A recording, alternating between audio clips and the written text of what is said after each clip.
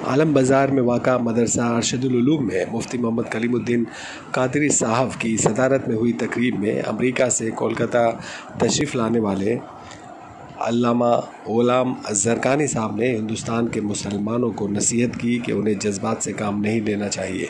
उन्होंने अमेरिका की निगाह में हिंदुस्तान की अहमियत के सिलसिले में कहा कि हुकूमत हिंद की अदम रवादारी और मुसलमानों पर जुल्म तशद्दुद की वजह से अमेरिका में मुल्क की तौहीन से हमारा सर शर्म से नीचा हो जाता है। उन्होंने मदरसों की ज़रूरत और अहमियत पर जोर देते हुए कहा कि मदरसा की वजह से ही आज दीन की तालीम आम हो रही है। अल्लामा ज़रक़ानी ने मुफ्ती कलीमुद्दीन कादरी की मेहनत और दीनी खिदमत को खूब सराहा और तरक्की की दुआ दी। इस सिलसिले में हमारी बातचीत अल्लामा ग़ुलाम ज़रक़ानी साहब और मुफ्ती कलीमुद्दीन कादरी साहब से हुई। आइए सुनते हैं उन लोगों का इस सिलसिले में क्या कहना है।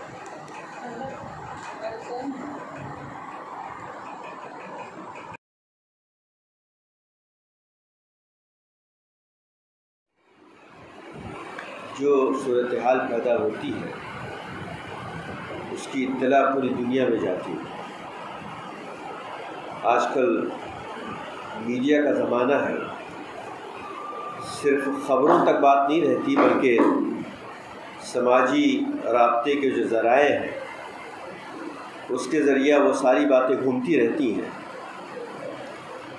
और जब हम दूसरों के दरमियान बैठते हैं तो हमारा सर शर्म से झुक जाता है।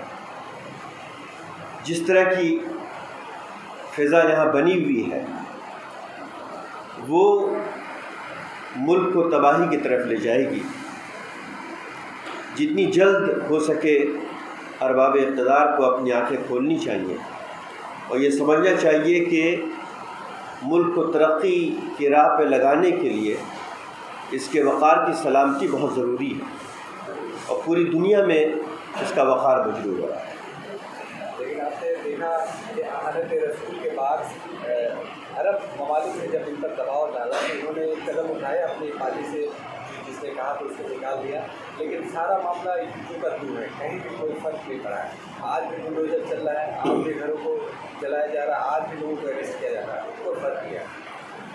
अब देखिए ना कि अब जिस घर पर बुलडोज़र चला है वो ये कहते हैं कि वो नक्शा पास कराए बग़ैर बनाया गया। अगर नक्शा पास कराए बग़ैर मकान पर बुलडोज़र चलेगा तो मैं समझता हूँ कि आधा हिंदुस्तान जो है मकानों से खाली हो जाएगा। कसरत से यहाँ मकानात ऐसे ही है। तो ये बोल करके आंखों में धूल तो नहीं छोड़ सकते, पूरी दुनिया समझती है इस चीज़ को कि कानपुर में जहाँ उनका मकान ढाया गया है उस बस्ती में आपको एक नहीं 10 मिल जाएंगे मकान जो इलीगल बने हुए। आपने सबको ढाया, क्या जवाब होगा? तो ये भूल जाते हैं कि मुल्क की तरक्की में बाहर की दुनिया में जो शोहरत है उसका बहुत बड़ा हिस्सा है और वो दागदार हो रहा है और धीरे धीरे पोजीशन ख़राब हो रही है। और जो एक मामला चल रहा है, मौलाना तौक़ीर रज़ा ने कहा है एक खुला चैलेंज एक तरह से देखा जाए, उस पर आप मैं चैलेंज की बात तो नहीं करता, लेकिन मैं ये ज़रूर कहूँगा कि अगर हम यहाँ पर एहतजाज करते हैं तो कम से कम हुकूमत को जमहूरी मुल्क का तरीक़ा है कि वो आके बात करें, समझाने की कोशिश करें, रास्ता बीच का निकालें। लेकिन हम ये देख रहे हैं कि मौजूदा हुकूमत में इसकी परवाह नहीं होती। NRC के मौजू पर जिस कदर एहतजाज हुआ पूरे हिंदुस्तान में और तवील तरीन एहतजाज हुआ, मैं समझता हूँ पूरी दुनिया में उसकी मिसाल नहीं मिलती। लेकिन अरबाब इक़्तिदार ने एक बार बुला के बातचीत तक नहीं पसंद की, उनसे गुफ्तगू तक नहीं की। तो अब अंदाज़ा लगाएं आप कि ये सूरत हाल होगी तो हम क्या करेंगे। अब अगर गैर बाहर के लोग भी इस मौजू पर और आना चाहिए, पूरी दुनिया को बोलना चाहिए। ये बाज़ मीडिया ये कहता है कि साहब ये हिंदुस्तान का अंदरूनी मामला, अंदरूनी नहीं है, इसमें हिंदुस्तान को दरमियान में न लिपेटें। ये बीजेपी के ख़िलाफ़ एहतजाज है। अगर पूरी दुनिया में एहतजाज हो रहा है तो बीजेपी के ख़िलाफ़ हो रहा है, मुल्क के ख़िलाफ़ नहीं हो रहा है। हम बीजेपी को नंगा कर रहे हैं, मुल्क को थोड़ी नंगा कर रहे हैं। बीजेपी के साथ जो कुछ हो रहा है उसको आप मुल्क के साथ क्यों डालते हो? मुल्क अलग है, हुकूमत अलग है। हम हुकूमत के खिलाफ एहतजाज कर रहे हैं और पूरी दुनिया कर रही है और करना चाहिए। इसलिए कि देखिए ना कि अगर कोई तारीफ़ पूरी दुनिया से होती है, हुकूमत की तारीफ़ अगर होती है तो उसको तो आप वेलकम करते हैं, तो जब एहतजाज हो उसको भी वेलकम करना चाहिए ना। और एक आखिरी सवाल ये कि बिल्कुल शर्मा को बीजेपी ने निकाल दिया, जिसने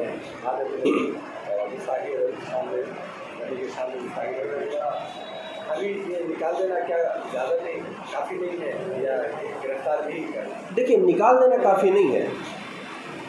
ये एक तरह से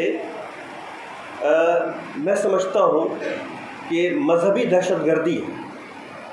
तो जिस तरह से अगर कोई एक शख्स छोटी सी वारदात करता है और उसको हम दहशतगर्दी कहते हैं, उसके ख़िलाफ़ मुकदमा चलाया जाता है, ये भी मजहबी दहशतगर्दी है। पूरी दुनिया के जो 1 बिलियन मुसलमान हैं उनके एहसास को मजरूह किया उन्होंने, उनको परेशान किया, तो सिर्फ निकालना काफ़ी तो नहीं होगा। और एक बात, अमेरिका में क्या सूरत हाल है, यहाँ के जो वाक़यात हैं और यहाँ के मुसलमानों के लिए आपका क्या मशवरा है? यहाँ पर मशवरा यही है कि अपने आप को मुसलमान मजबूत करें और जज्बाती तरीक़ा ना अपनाएं। यहाँ की जो हुकूमत है वेस्ट बंगाल की, वो मुसलमानों के हवाले से बेहतर है।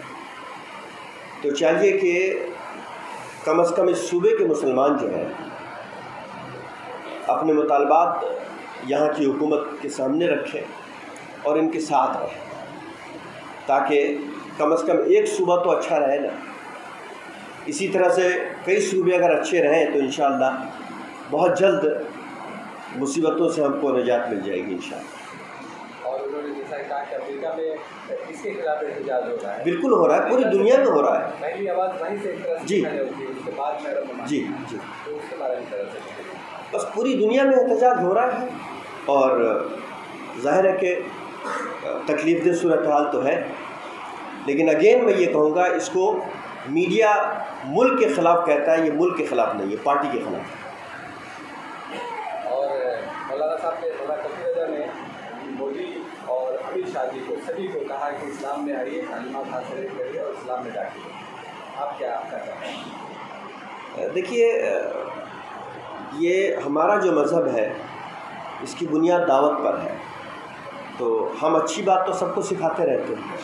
आपको बात हमारी अच्छी लगती है तो कबूल कर लीजिए।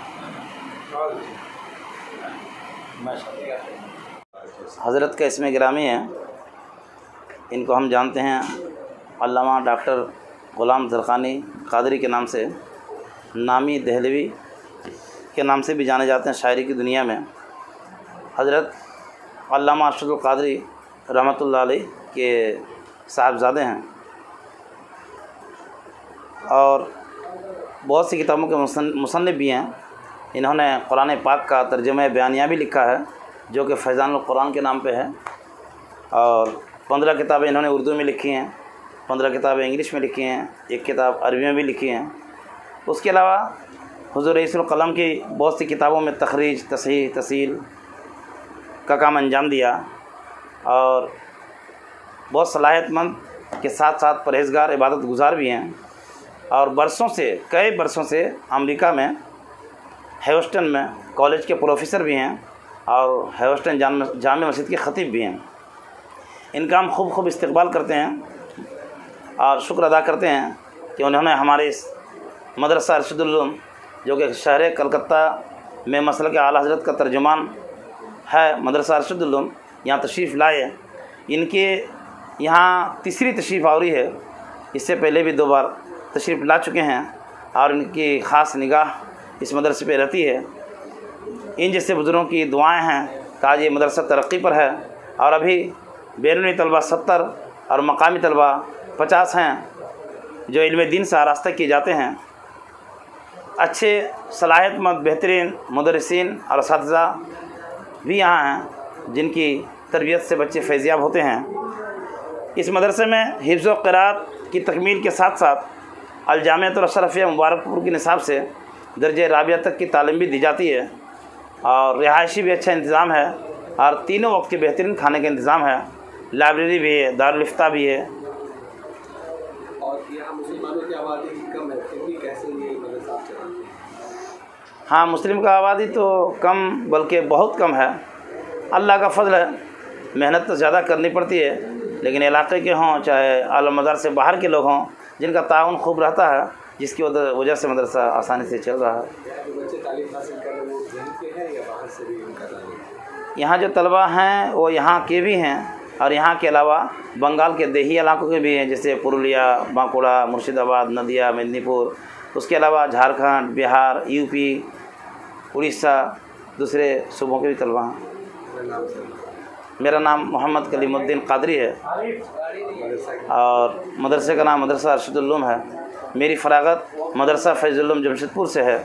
फ़जीलत 2000 ईस्वी 11 नवंबर को है और तख़स्सुस फ़िल फ़िक़्ह यानी इफ्ता का कोर्स मैंने इमसाल मुकम्मल किया मदरसा फैज़ुल उलूम से ही।